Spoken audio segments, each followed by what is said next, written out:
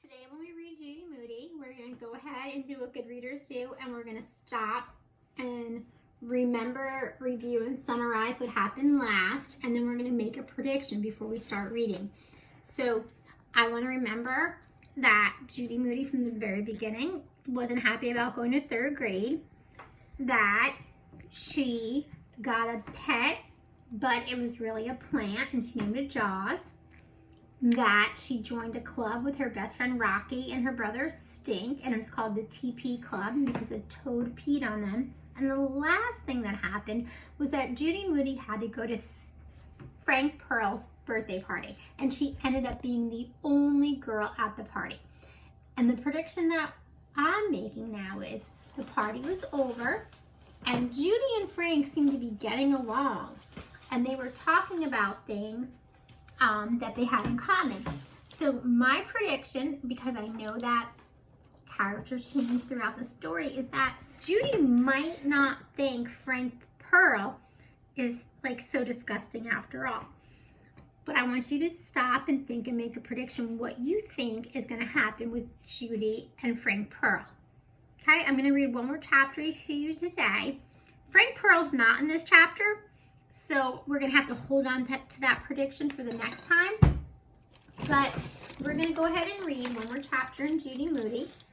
And then you're going to go off and read, and you're going to stop and remember what's happened in your story and make a prediction about your characters before you continue reading today in your story. So again, my prediction is that Judy Moody is going to think that Frank is not disgusting anymore. All right, so I'm going to read this next chapter just to see what's going on in Judy Moody because Frank's not in this one, so I have to remember that prediction until next time. Definitely the worst thing.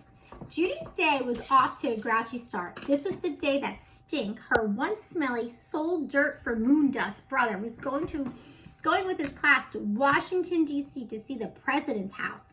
She found out Mom and Dad were going too as chaperones. Yours truly had to stay home and finish her me collage. She, Judy Moody, still had several bald spots. I think my brain has a leak, Judy told her family. I can't think of one more interesting thing to put on my collage.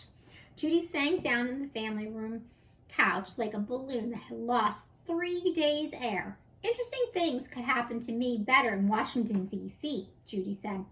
You know, it's just for the second grade classes, honey, said Mom. Roar was all she said. We might be home late, Dad told her. You can go to Rocky's after school. You two can finish up your projects together. You'll have fun, said Mom. And aren't you going to an assembly today for Brush Your Teeth Week? How could she forget? One more reason to be grouchy. Stink got to rub elbows with the president while she, Judy Moody, would be shaking the hands of Mr. Tooth and Mrs. Floss. Stink waddled into the family room wrapped in a red and white striped tablecloth, looking like he just got hit by a flying picnic. What's that? Asked Judy. It's a costume for my You Are the Flag project. I'm the flag. Stink, you're not supposed to be the flag. You're supposed to tell what the flag means to you. To me, it means I am the flag. What's on your head? A hat. See, each star is a state, like on the flag. There's one for all 48 states. Guess what? There are 50 states, Stink. Nuh-uh, I counted. I crossed them off on my map. Count again, Judy said. You probably forgot Hawaii and Alaska. Do you think the president will notice? Asked Stink.